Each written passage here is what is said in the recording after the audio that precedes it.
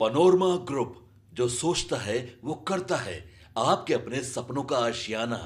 ईसादी Lawrence Bishnoi ने पप्पू यादव को जान से मारने की धमकी दी है, क्या कहेंगी? देखिए, मीडिया के माध्यम से मुझे जो जानकारी मिली है लॉरेंस बिश्नोई के बारे में कि वो जेल में है और आप लोग मुझे करेक्ट कर सकते हैं, शायद वो गुजरात के जेल में ही हैं। नमस्कार, आप देख रहे हैं सिटी पोस्ट लाइव और मैं हूं आपके साथ हर्षिता प्रताप सिंह।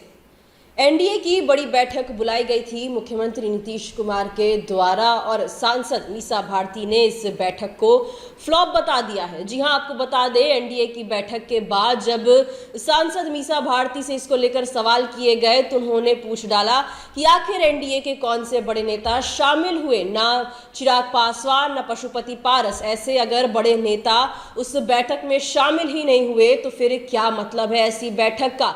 इस बात से साफ पता चल रहा है कि एनडीए में सब कुछ ठीक नहीं है, क्योंकि जब मुख्यमंत्री खुद बैठक बुलाते हैं और तमाम सहयोगी दल के बड़े नेता शामिल नहीं होते हैं, ये इशारा है इस बात की ओर कि एनडीए में इस वक्त सब कुछ ठीक नहीं चल रहा है। साथ ही साथ जदयू की ओर से राजद पर, तेजस्वी यादव पर शराब की तस्करी करने का आरोप लगाया गया था। इसको लेकर क्या कुछ कहती नजर आई है सांसद मीसा भारती, उनका ये बयान सुने।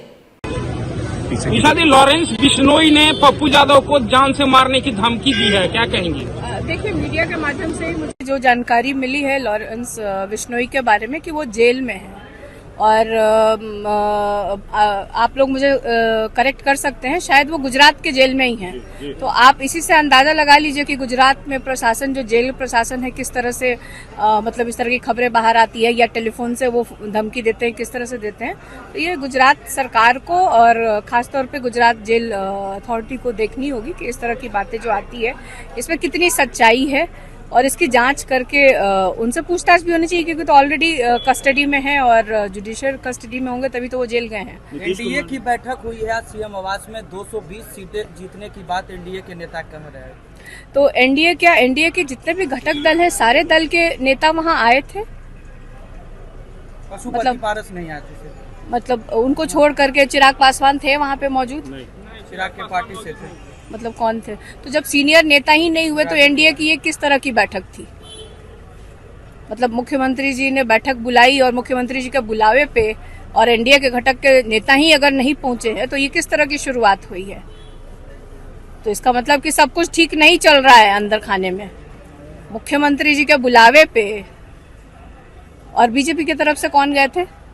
बीजेपी की तरफ से बड़े बड़े नेता थे, केंद्रीय नहीं, बड़े नेता में किसी एक का नाम तो नित्यानंद राय। गिरिराज सिंह तो आजकल बड़े नेता थोड़ी ना है। गिरिराज सिंह जी तो मतलब सीनियर लीडर हैं, बट जो बिहार को देखते हैं, मतलब उनमें से कौन आए थे? सम्राट चौधरी, विजय सिन्हा। सम्राट चौधरी जी को तो पार्टी ने अभी खुद साइडलाइन करके रखा है, तो उनकी मतलब क्या बात की जाए।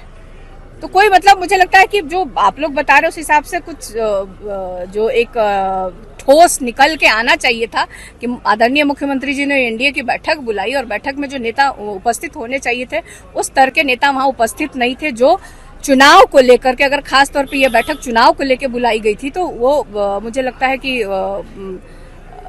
अधूरी रह गई वो बात। 4 सीटों पर उपचुनाव होने हैं बिहार के। बहुत जगह चुनाव होने हैं, बहुत सीटों पे राज्य के बिहार मतलब भारत के अलग अलग राज्यों में उपचुनाव होने हैं। तो हमारे यहाँ भी चुनाव है, हमारे यहाँ भी उम्मीदवारों के लगभग सभी दल के उम्मीदवारों की नाम की घोषणा हो गई है और सब लोग प्रचार प्रसार में लगे हुए हैं। और मैं आपको बता देना चाहती हूँ कि हम लोग जनता के मुद्दों को लेकर के जा रहे हैं। हम लोग बिहार के विकास की बात कर रहे हैं, हम लोग बिहार में बेरोजगारी दूर करने की बात कर रहे हैं, हम बिहार में फैक्ट्री लगाने की बात कर रहे हैं। तो हम लोग जनता के मुद्दे के साथ गए हैं और हमें पूरी उम्मीद है कि जनता इस बार अपना चारों सीटों पे हमारे जो भी इंडिया गठबंधन के जो उम्मीदवार हैं उनकी जीत। शहाबुद्दीन की वाइफ और उनके बेटे ने आरजेडी ज्वाइन किया है, जिस पर सत्ता पक्ष के लोग कह रहे हैं कि फिर से जो लोग हैं जैसे लोगों को जो है ला रहे हैं, हम लोगों को बोलते थे। देखिए, आपका प्रश्न मुझे थोड़ा अजीब इसलिए लग रहा है कि आपने कहा कि शहाबुद्दीन की पत्नी, हिना साहब की अपनी एक आइडेंटिटी भी है। वो हमारे दल में काफी समय से हैं और वो लगातार चुनाव लड़ती आई हैं। लोकसभा का चुनाव लड़ी हैं, संगठन के लिए काम किया है, पार्टी के उम्मीदवारों को जिताने के लिए अलग अलग जिला में उन्होंने प्रचार प्रसार किया है। तो हमारे दल में थी, कुछ बीच में थोड़ा सा टिकट को लेके या जो क्या बात हुई थी वे दो सीनियर हिना साहब जानती होंगी और हमारे आदरणीय राष्ट्रीय अध्यक्ष और तेजस्वी यादव जानते होंगे कि आपस में क्या बात हुई है। और एक बहुत अच्छी पहल दोनों तरफ से हुई है कि घर वो लोग फिर से परिवार एकजुट हो गया है। तो मुझे लगता है बिहार में एक अच्छा संदेश भी गया है और सब मिलके लड़ेंगे, जनता के लिए लड़ेंगे और बिहार के विकास के लिए लड़ेंगे। तो एक अच्छा संदेश गया है। जेडीयू के नेता कह रहे हैं कि आप लोग शराब बेचवाने का काम करते हैं। कौन लोग? कुमार बीजेपी के नेता और जेडीयू के जो एमएलसी है नीरज कुमार कहते हैं आप लोग और तेजस्वी यादव तस्करी कराते हैं, शराब पीते हैं। देखिए ये प्रश्न बेमाने हैं। जो लोग इस तरह का आरोप लगाते हैं, मतलब कुछ भी अनगढ़, नीरज जी को खास तौर पे कहा जाए कि कुछ भी बोलते हैं। सुबह लगता है मुंह धोते हैं और उसके बाद जो बोलना शुरू करते हैं उनको खुद भी नहीं समझ में आता है कि क्या क्या वो बोल जाते हैं। तो बोलना ही है तो अपनी सरकार जो है उनकी लगभग 20 वर्ष हो गई है, कितनी फैक्ट्री बिहार में लगाई है, कितना पलायन इन्होंने रोका है, कितने रोजगार इन लोगों ने दिए हैं, कितने बिहारियों को तेजस्वी के जाने के बाद जो इंडिया गठबंधन की सरकार थी 3.5 लाख जो नियुक्ति पत्र बांटा गया, उसके बाद एक भी नियुक्ति पत्र कब इन लोगों ने बांटा है, ये जनता को क्यों नहीं जवाब देते हैं। तो ये जवाब देना चाहिए। जब जनता से जुड़े हुए जो मामले हैं उस पर ये लोग भाग जाते हैं। अभी केंद्र में सरकार है, बिना मांगे मिलना चाहिए था। आप कोई भी आप साउथ की कंट्रीज मतलब राज्यों को देख लीजिए, आप तमिलनाडु को देख लीजिए, आप हैदराबाद को देख लीजिए, किस तरह से डेवलपमेंट हो रहा है। आप देखिए गिरिराज सिंह जी कपड़ा मंत्री हैं, है ना, कपड़ा मंत्री बहुत कम लोग जानता होगा, लेकिन आपके चैनल के माध्यम से अपने बिहार वासियों को सबको बता दे कि वो है। लेकिन वो कपड़ा मंत्रालय को छोड़ करके आजकल क्या भाषण दे रहे हैं, किस तरह की भाषा का प्रयोग कर रहे हैं, क्या संदेश देना चाहते हैं।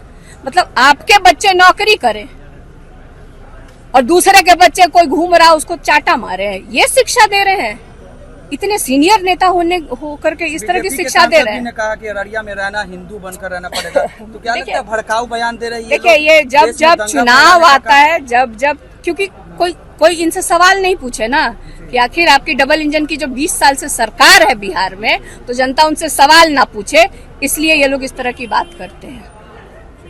Thank you. बिहार में जहरीली शराब कांड के बाद शराब को लेकर लगातार विवाद जारी है। जहां एक और राजद नीतीश सरकार को घेरे हुए है, वहीं नीतीश सरकार के तमाम नेता, तमाम मंत्री राजद पर यह आरोप लगाते नजर आ रहे हैं कि राजद के द्वारा ही शराब की तस्करी कराई जाती है। नीतीश कुमार के हनुमान कहे जाने वाले नीरज कुमार ने यहां तक कह दिया था कि तेजस्वी यादव ही शराब की तस्करी करवाते हैं, इसीलिए उन्हें पता है शराब कहां मिलती है। इसको लेकर मीसा भारती ने पलटवार किया, कहा कि कितने नौकरियां दी जा रही है लोगों को, कितने नियुक्ति पत्र बांटे जा रहे हैं, बिहार में कितनी फैक्ट्री लगाई जा रही है। इन सारे सवालों से बचने के लिए इस तरीके के अनर्गल बयान देते हैं नीतीश सरकार के लोग, नीरज कुमार। लेकिन बिहार के विकास के लिए कोई काम नहीं हो रहा है, जबकि केंद्र में भी एनडीए की सरकार है, बिहार में भी एनडीए की सरकार है। इसके बावजूद बिहार के विकास के लिए कोई ठोस कदम नहीं उठाया जा रहा है और केवल इन सवालों से बचने के लिए चुनाव के वक्त इस तरीके के अनर्गल बयान एनडीए के नेता देते नजर आ रहे हैं। साथ ही साथ एनडीए की बैठक को भी पूरी तरीके से फ्लॉप बताती नजर आई सांसद मीसा भारती। क्या कुछ कह रही थी ये हमने आपको सुनाया।